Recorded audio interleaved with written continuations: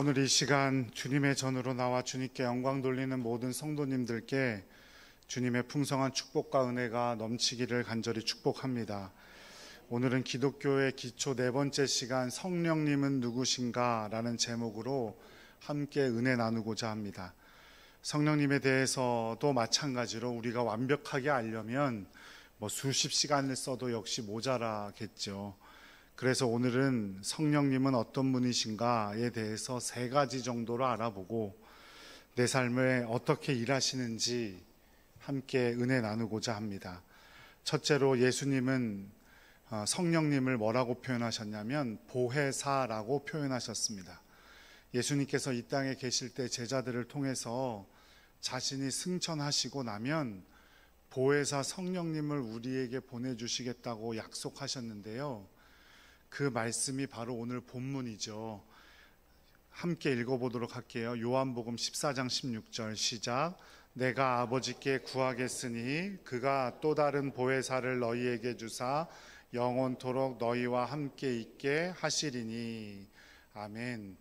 보혜사라는 단어는 헬라어로 위로를 의미하는 파라클레시스라는 동사에서 변형된 파라클레이토스라는 단어를 보혜사라고 번역을 합니다.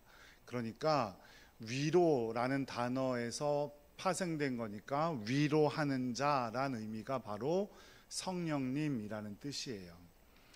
하나님께서 우리를 사랑하셔서 창조하시고 구원하시고 또 인간의 육체를 입고 이 땅에 오셔서 우리와 함께 하셨고 영으로 세상 끝날까지 우리와 함께 하시며 위로하실 것이다 라는 말씀입니다.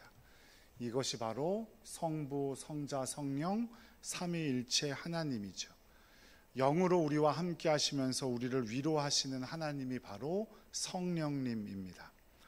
위로자라는 표현은 지금으로 하자면 제가 많이도 말씀드렸는데요, 아마도 변호사라는 말과 같을 겁니다. 언제나 우리 편이 되어주고 내 편이 되어서 일하고 우리의 일을 감당해 주시는 분이, 내가 감당하기 어려운 일을 감당해 주시는 분이 바로 성령님이란 뜻입니다. 우리는 성령님 하면 뭔가 인간이 할 수 없는 초월적인 일들을 행하는 특별한 은사나 기적과 같은 일들에만 성령님이 개입하신다라고 오해하기 쉽지만, 물론 그런 일에도 관여하시고 능력이 되어주시지만 성령님은 그런 일들뿐만 아니라 평범하고도 평범한 우리의 일상 가운데서도 함께 하시며 우리를 지키시고 보호하시고 돕고 계신 분이 바로 성령님이심을 꼭 기억하시기 바랍니다. 예수 그리스도를 통해 완성하신 구원의 사건을 우리가 간직하고 기억하며 믿음으로 지키기 위해서 우리를 도와주시는 분이 바로 성령 하나님이란 뜻이에요. 그렇게 언제나 우리를 도우시고 우리 편이 되어주시는 분, 성령님께서 예수님께서 승천하시는 우리와 함께 하시며 세상 끝날까지 우리와 동행하여 주실 줄로 믿으시기 바랍니다. 보혜사 성령님께서 우리와 함께 하시며 하시는 일들은 첫째로 우리의 죄를 깨닫게 하십니다. 요한복음 16장 8절 말씀 함께 읽겠습니다.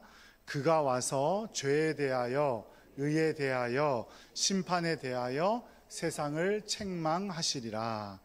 여기서 말하는 그가 바로 성령님이죠. 성령님께서 이 땅에 오셔서 죄가 무엇인지, 의, 그러니까 십자가의 의가, 예수 그리스도의 의가 무엇인지, 그리고 심판에 대하여 깨닫게 해주신다는 말씀입니다. 성령으로 말미암지 않고는 우리는 죄를 깨달을 수 없습니다.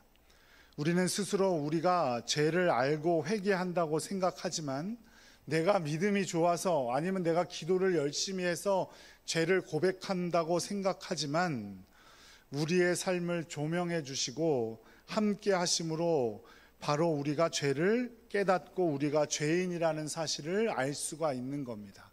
누가요? 성령님께서. 우리가 아직 죄인 되었을 때 예수님이 먼저 우리를 찾아주셨듯이 우리가 죄를 깨닫지 못하고 있을 때 성령님은 우리에게 죄를 알려주시고 회개하게 하신다는 거죠. 이것을 신학적인 용어로 선행 은총이다라고 합니다. 먼저 일하시는 은혜라는 뜻이에요. 성령님께서 우리의 죄를 깨닫게 하지 않으시면 사람들은 자신에 의해 사로잡혀서 자신의 죄를 상대적으로만 생각할 뿐입니다. 나도 죄인이지만 저 사람도 죄인인데 내가 저 사람보다는 조금 잘 살고 있지 않느냐, 이렇게 생각한다는 거죠. 누가복음 18장에 보면 두 사람이 성전에 올라가는 이야기가 나옵니다. 한 사람은 바리새인이었고 한 사람은 그 당시에 손가락질 받던 죄인이라고 손가락질 받던 세리였어요. 바리새인이 이렇게 하나님께 기도합니다. 누가복음 18장 11절, 바리새인은 서서 따로 기도하여 이르되 하나님이여, 나는 다른 사람들 곧 토색, 불의, 간음을 하는 자들과 같지 아니하고 이 세리와도 같지 아니함을 감사하나이다. 바리새인은 감사해요. 세리와 같지 않음을 감사해요. 조건이 있죠. 뭔가 조건이 있어요. 그리고 이 사람은 기도해요. 그 사람들과 같지 아니함을 기도하죠. 자신이 어떤 죄를 지었는지, 자신의 죄가 얼마나 큰지보다 다른 사람들보다 낫다는 것을 자랑하고 있어요. 하지만 세리는 그렇게 기도하지 않아요. 누가복음 18장 13절 함께 읽겠습니다. 세리는 멀리 서서 감히 눈을 들어 하늘을 쳐다보지도 못하고 다만 가슴을 치며 이르되 하나님이여, 불쌍히 여기소서, 나는 죄인이로소이다 하였느니라. 아멘. 당시 유대인들은 어떻게 기도를 하냐? 하늘을 높이 고개를 들어 하늘을 쳐다보며 두 손을 하늘을 향하여 높이 들고 기도했습니다. 그게 유대인의 기도법이었어요. 그런데 자신의 죄가 너무나 부끄러운 나머지 하늘을 쳐다보지도 못했대요. 그리고 두 손을 하늘로 향해야 되는데 어떻게 하고 있대요? 보니까 가슴을 쳤대요. 자신의 죄가 너무나 크다는 것을 알았기 때문이겠죠. 자신을 다른 사람과 비교해서 의인이라고 착각했던 바리새인과 같지 않았다는 거예요. 그리고 바리새인과 같은 사람은 자신의 죄를 깨닫지 못하니 자신의 구원은 시작되지도 못합니다. 그런데 많은 사람들이 자신의 죄를 인정하지 못하는 경향들이 있어요. 죄를 좀 짓기는 했지만 자신만 죄를 지은 것이 아니라 모든 사람들도 그렇게 죄를 짓습니다 라고 말해요. 목사님, 그 정도도 하지 않으면 이 세상을 어떻게 삽니까? 라고도 말하죠. 그래서 본인은 죄인이 아니라고 생각해요. 그러니 그 구원의 삶이 시작할 수도 없는 겁니다. 또 죄인이라고 말하면 이런 말씀들도 많이 하죠. 나보다 나쁜 놈들이 얼마나 많은데. 그래서 교통딱지를 뗄 일이 생겨서 경찰한테 잡혀 있는데 어떤 사람이 자신과 똑같은 잘못을 쉥 하고 지나가면 경찰한테 뭐라 그래요? 왜 나만 잡냐고. 저놈도 저렇게 지나가는데 왜 나만 잡냐고. 그래서 자신이 잘못을 저지른 것을 반성하거나 회개하지는 않고 어떻게 해요? 운이 없다고 생각하지요. 그리고 또 이렇게도 말해요. 내가 잘못했는데, 그런데 이래서 이랬어요. 저래서 저랬어요. 누구 때문에 그랬어요. 내 상황이 이래서 이랬어요. 죄를 회개하고 있는 거예요? 회개하지 않고 있는 거예요? 회개하지 않고 있는 거예요. 핑계대는 겁니다. 어쩔 수가 없었다고, 내 죄는 죄가 아니라고 말하는 거예요.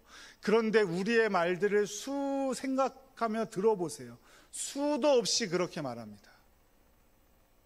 내가 그거 잘못한 거지. 그런데 내가 그렇게 잘못했다니까. 하지만 다 자신의 죄를 인정하지 않는 모습이에요. 우리의 모습이 그래요. 그런데 성령님이 우리에게 임하시면 강팍했던 마음이 무너지면서 자신의 죄와 허물을 인정하게 됩니다. 성령님을 알지도 못하고 믿지도 못하고 살아가는 사람들은 죄에 대해서 인정하지 못하니 마지막 때에 예수님의 심판도 인정하지 않으려고 하고 자신이 영원히 살 것처럼 착각하지요. 그러나 성령님께서 오셔서 깨닫게 하시면 죄에 대해 인정하게 되고 예수 그리스도의 십자가도, 다시 오실 예수님도 믿게 된다는 겁니다. 제가 2주 전에 죄는 무엇인가라는 설교를 통해서 우리는 스스로 죄를 해결할 수 없고 예수 그리스도를 영접함만으로 죄를 해결할 수 있다고 말씀을 드렸는데, 죄에 대한 해결은 물론이고 내가 죄인임을 깨닫는 것 역시 내가 노력해서 되는 것도 아니고 내가 잘 믿어서 되는 것도 아니고 성령님을 통해서 깨닫는 것임을 꼭 기억하시기 바랍니다.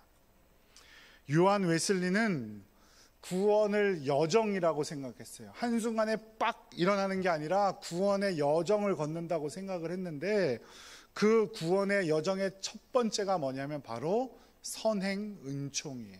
내가 잘나서가 아니라 성령님께서 우리와 함께 해 주시기 때문에 우리는 죄를 깨닫게 되고 구원받게 된다는 사실을 꼭 기억하시기 바랍니다. 두 번째, 성령님은 우리의 보혜사로서 어떤 일을 하시느냐? 예수 그리스도를 알게 하시고 믿게 하십니다. 내가 죄인임을 아는 것과 동시에 중요한 것은 뭐예요? 예수 그리스도께서 나의 구원자가 되신다는 사실이에요. 죄를 아는 것만으로는 우리가 구원받을 수 없어요. 내가 죄인임을 알았어요. 그런데 부처에게 가서 절을 해. 죄를 용서함 받겠습니까? 못 받겠습니까? 구원 얻겠습니까? 못 얻겠습니까? 못 얻어요. 예수님이 나의 구원자라는 사실을 알아야 하죠. 그런데 그거 역시 내가 공부 잘해서 얻는 게 아니고 목사라서, 장로님이어서, 권사님이어서 저절로 알게 되는 것이 아니라 성령님께서 우리를 도우시기 때문이라는 거예요. 그 불가능한 일, 사람이 예수님을 나의 구원자라고 믿고 고백한다는 일, 그 불가능한 일을 성령님은 하신다는 거예요. 고린도전서 12장 3절 함께 읽겠습니다. 그러므로 내가 너희에게 알게 하노니 하나님의 영으로 말하는 자는 누구든지 예수를 저주할 자라 하지 않고 또 성령으로 아니하고는 누구든지 예수를 주시라 할 수 없느니라. 성령으로 하지 않고는 누구든 예수를 주라고 할 수 없다. 사람으로서 불가능한 그 일을 바로 성령님께서 우리와 함께 하셔서 가능케 하신다는 거예요. 우리가 예수님을 믿게 된 것, 내 결단이고 내가 무언가를 잘해서 그렇게 되는 거라고 생각할지 모르나 성령님께서 우리를 인도하시고 성령님께서 우리를 알게 하셨다는 사실을 잊지 않는 여러분들 되시기를 간절히 축복합니다. 세 번째, 보혜사 성령님께서 우리와 함께 하시면서 우리에게 하시는 일은 예수 그리스도를 믿음으로 우리가 풍성한 삶을 살 수 있도록 도와주신다는 거예요. 죄인인 인간이 죄에서 벗어나 예수 그리스도를 믿음으로 살아갈 수 있다는 것은 불가능한 일인 겁니다. 온전한 그리스도인은 고사하고 작은 습관 하나 고치는 것도 얼마나 어려운지 모릅니다. 사람이 잘 변하던가요? 안 변하던가요? 잘 변해요? 안 변해요? 사람이 잘 안 변해요. 사람이 잘 변하면요, 모두 다 목사하려고 할 거예요. 오늘 설교 끝나면 사람들이 팍팍 변해 있고 그러면요, 다 목사하려고 할 거예요. 그런데 사람이요, 잘 안 변해요. 작은 습관 하나 고치지 못하는 게 사람이에요. 그래서 얼마나 그 습관이 변하지 않는지 3살 버릇 몇 살까지 간다고요? 80까지 간다고 해요. 그런데 우리가 변화될 수 있는 방법이 있대요. 그동안 죄인으로 살던 우리가 그리스도인을 믿는 그리스도인으로서 풍성한 삶을 살아갈 수 있는 방법이 바로 성령님께서 우리와 함께 해주실 때래요. 성격과 습관을 고치는 것은 물론이고 온전히 거듭나 훌륭한 그리스도인의 생활을 풍성히 누릴 수 있는 방법은 성령님과 함께하는 거예요. 성령님께서 우리와 함께 해주시기 때문이래요. 요한복음 3장 5절 말씀 함께 읽어보겠습니다. 진실로 진실로 내게 이르노니 사람이 물과 성령으로 나지 아니하면 하나님 나라에 들어갈 수 없느니라. 성령님이 내 자신을 붙들어 주셔서 나를 변화시켜 주시지 않으면 우리는 하나님 나라에 들어갈 수 없대요. 그냥 변하지 않으면 그냥 그뿐인 게 아니에요. 우리는 변하지 않으면 하나님 나라에 들어갈 수 없어요. 거듭나지 않고는 하나님 나라에 들어갈 수 없어요. 그런데 그 거듭남을, 그 변화를 성령님께서 우리를 도우시기 때문에 할 수 있는 거래요. 갈라디아서 5장 16절도 함께 읽어볼까요? 내가 이르노니 너희는 성령을 따라 행하라. 그리하면 육체의 욕심을 이루지 아니하리라. 우리는 예수 그리스도를 믿는 그리스도인들로서 육체의 욕심을 따르지 않아야 된다는 것 누구나 다 잘 알고 있지요. 그런데 육체의 욕심을 따르지 않기 위해서 내가 노력하거나 내가 믿음이 좋아져서 되는 게 아니래요. 어떻게 하면 된대요? 성령을 따라 행하면 된대요. 성령님께서 기뻐하시는 것을 행하면 된대요. 그런데 우리는 아직도 성령이 기뻐하시는 일을 하기보다 내가 기뻐하는 일을 하죠. 내가 편한 일을 해요. 내가 기분 좋은 일을 합니다. 내 감정이 만족할 만한 일을 해요. 그러니 계속해서 우리가 할 수 있는 일은 육체의 욕심을 이루는 일들 뿐이에요. 하지만 그렇게 살아가서는 하나님 나라에 들어갈 수가 없대요. 지난주에도 말씀드렸죠. 교회에 왔다 갔다 한다고 천국에 들어가는 게 아니에요. 교회에 많이 오는 순서대로 천국에 들어간다면 서울대에 가서 많이 산책하면 서울대생이라는 말과 똑같다고 지난주에도 말씀드렸어요. 우리는 성령이 기뻐하시는 일을 해야 되고 성령님께서 원하시는 일을 해야 돼요. 그래야 우리가 천국 가는 겁니다. 게다가 이어지는 갈라디아서의 말씀을 보면 성령의 열매를 맺고 살아갈 수 있게 된대요. 갈라디아서 5장 22절 23절 함께 읽겠습니다. 오직 성령의 열매는 사랑과 희락과 화평과 오래 참음과 자비와 양성과 충성과 온유와 절제니 이 같은 것을 금지할 법이 없느니라. 아멘. 우리가 보혜사 성령님을 따라 이 성령의 열매를 맺으며 살아가는 그리스도인으로서 풍성한 삶, 천국 백성으로 살아가는 모든 동산교회 성도들이 되시기를 간절히 축복합니다. 둘째, 성령님은 어떤 분이신가? 성령님은 진리의 영이래요. 진리의 영. 요한복음 14장 17절 함께 읽겠습니다. 그는 진리의 영이라 세상은 능히 그를 받지 못하나니 이는 그를 보지도 못하고 알지도 못함이라. 그러나 너희는 그를 아나니 그는 너희와 함께 거하심이요 또 너희 속에 계시겠음이라. 아멘. 성령은 진리의 영입니다. 진리를 나타내시고 우리에게 진리를 이룰 수 있도록 돕는 분이에요. 근데 진리는 누굴까요? 여기서 말하는 진리는 누구예요? 예수님이에요. 성경의 말씀은 하나님의 감동으로 쓰여진 거라 그랬어요. 성경은 성령님을 통해 예수 그리스도를 우리에게 보여주시는 것이 바로 하나님의 말씀 성경이에요. 그래서 우리가 성령님과 함께할 때 예수 그리스도를 알 수 있고 예수 그리스도를 따를 수 있어요. 우리가 성령님과 함께해야 이것이 예수님이 기뻐하시는 일인지 예수님이 싫어하시는 일인지를 알 수 있다는 거예요. 요한복음 14장 26절 말씀 함께 읽겠습니다. 보혜사 곧 아버지께서 내 이름으로 보내실 성령 그가 너희에게 모든 것을 가르치고 내가 너희에게 말한 모든 것을 생각나게 하리라. 성령님은 우리에게 예수님의 말씀과 모든 행적을 가르치세요. 왜냐하면 성령님은 진리의 영이기 때문이에요. 우리가 성령님 안에 있을 때 예수님의 성품을 닮을 수 있어요. 그래서 성령님은 절대 우리를 떠나지 아니하십니다. 그래서 요한복음 14장 17절 말씀에 보면 그는 너희와 함께 거하시며 또 너희 속에 계시겠음이라 말씀했는데, 거하심은 현재형이고 계시겠음은 미래 시제예요.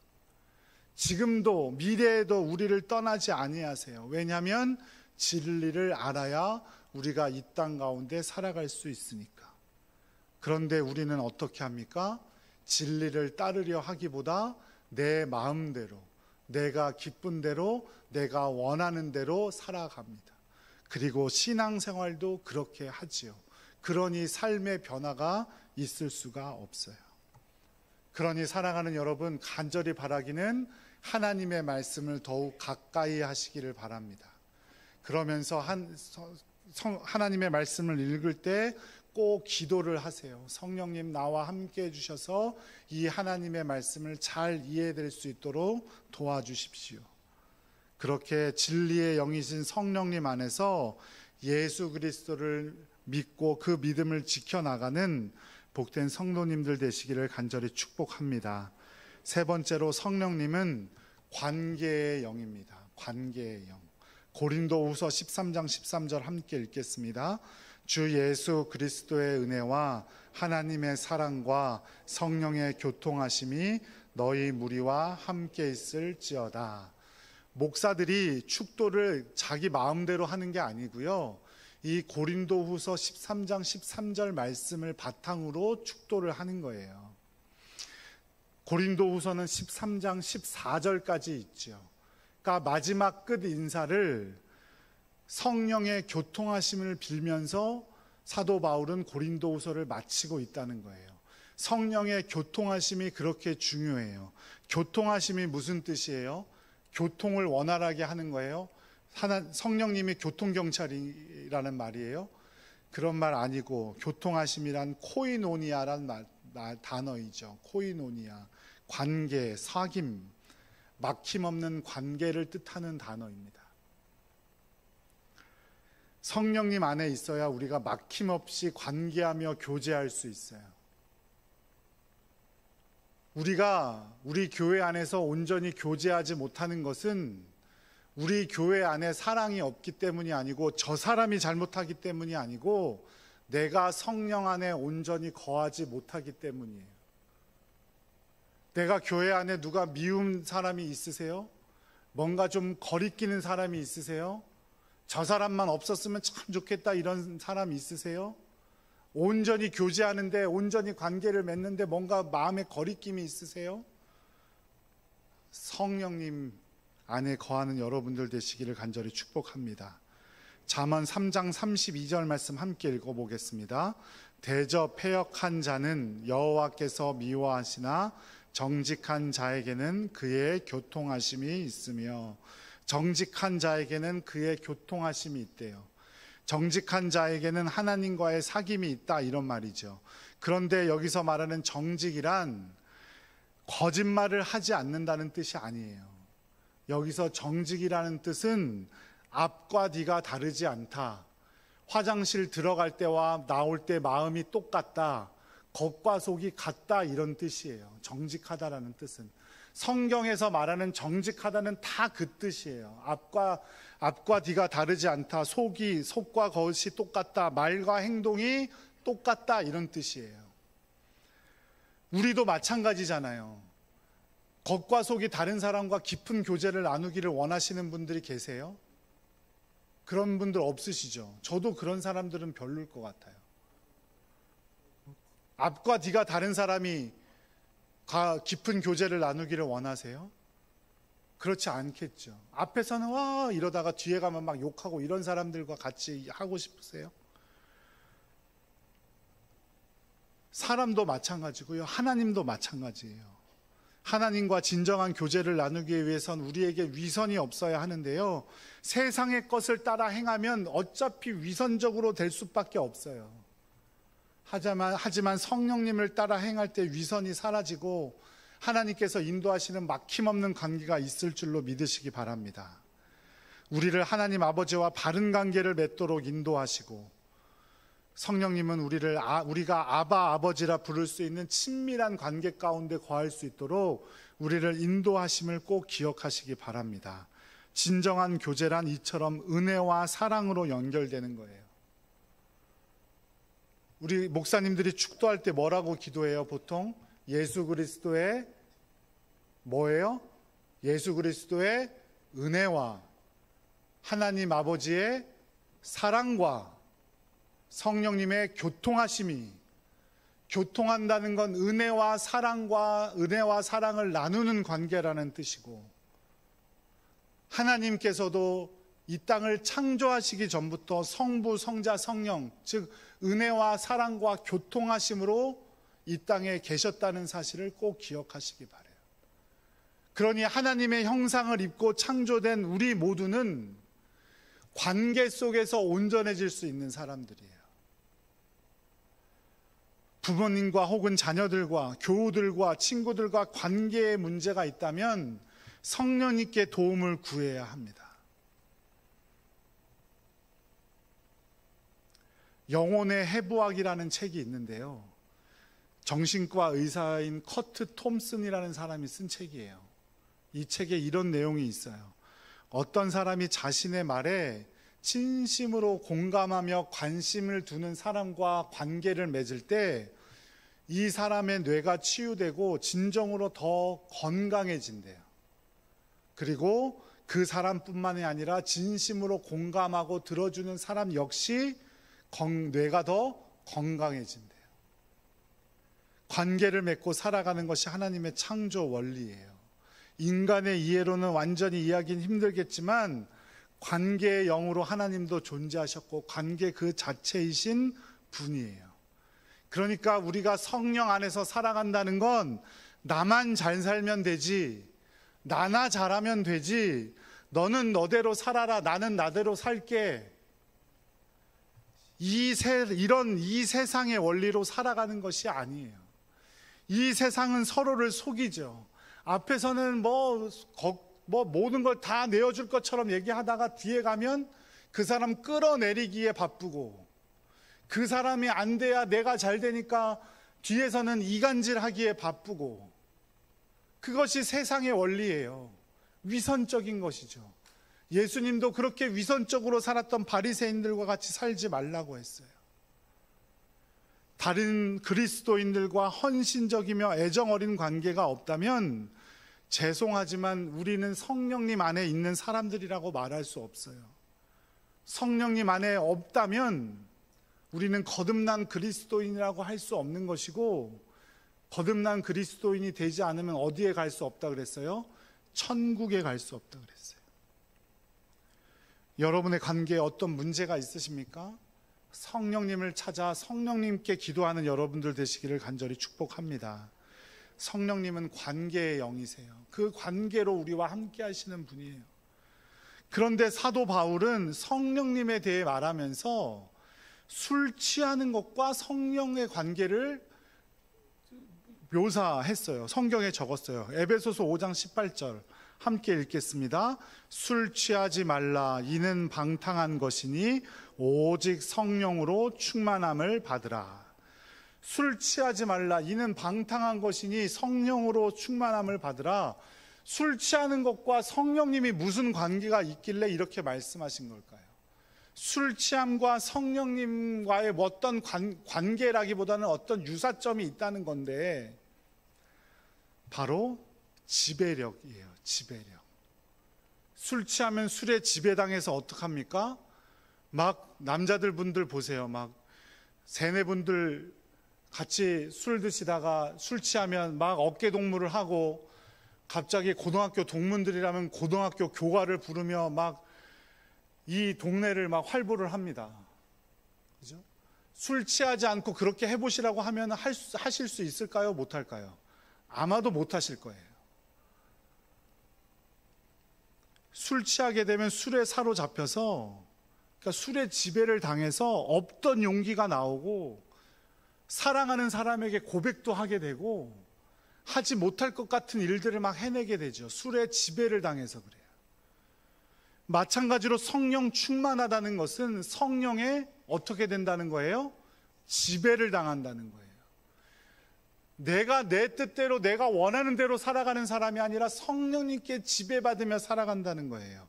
그게 내 자유를 빼앗아 갈 것 같죠. 하지만 그것이 나에게 오히려 더 큰 자유를 가져다 줌을 믿으시기 바랍니다. 여러분들은 누구에게 지배당하고 있습니까? 나 자신에게 지배당하고 있습니까? 아니면 성령님께 지배당하고 있습니까? 물질에 지배당하고 계세요? 누군가에게 계속해서 끊임없는 말 때문에 지배당하는 것을 뭐라 그럽니까? 요즘 말로 가스라이팅 당한다 그러죠. 가스라이팅 당한다. 오직 성령님께 지배당하는 여러분들 되시기를 간절히 축복합니다. 사랑하는 여러분, 보혜사 성령님을 통해서 우리는 이 땅에 어떤 도움도 받을 수 있고, 진리의 영이신 성령님을 통하여 예수님을 믿을 수가 있고, 또 관계의 영이신 성령님을 통해서 하나님과도 우리의 이웃과도 온전한 관계를 맺으며 살아갈 수 있다는 사실을 꼭 기억하시기 바랍니다. 그 성령님으로 충만한 여러분들 되시기를 간절히 기도드립니다. 성령님께 지배당함으로 성령님의 도움을 받고 성령님의 인도하심을 받고 성령님이 열어놓으신 그 관계의 길을 걸어가는 여러분들 되시기를 간절히 축복합니다. 우리가 흔들릴 때도, 우리가 넘어질 때도 성령님은 우리를 도와주실 것이고 우리를 천국을 향한 길로 인도하실 줄로 믿습니다.